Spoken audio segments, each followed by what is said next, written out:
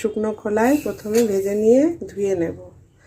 ভালো করে একটু ভেজে নিই। ডালিয়া ভেজে তুলে রেখেছি, এবার জল দিয়ে এটাকে ভালো করে ধুয়ে নেব।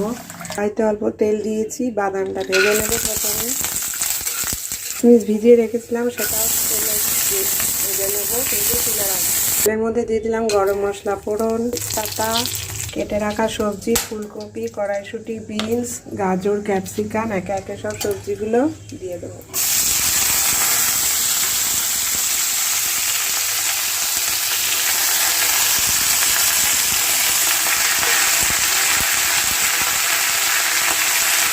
দিয়ে দিলাম নুন, করে তো ভেজে নিতে হবে। সবজিটা ভাজা ভাজা হয়ে গেলে জল ঝরানো ডালিয়াটা দিয়ে দেব।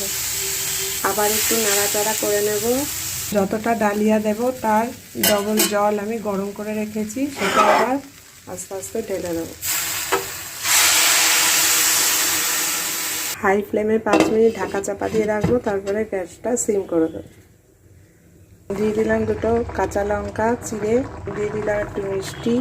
জল প্রায় শুকিয়ে এসছে, দিয়ে দিলাম একটু গোলমরিচের গুঁড়ো, ভেজে রাখা বাদাম কিশমিশটা দিয়ে দিলাম। যেহেতু পোলাও তাহলে ঘি তো দিতেই হবে। ঘি ছড়িয়ে জল শুকানো অবধি একটু ওয়েট করব। এই যে আমার ডালিয়ার পোলাও একেবারে রেডি। তোমরাও এটা তৈরি করে দেখতে পারো, খুব টেস্টি হয়।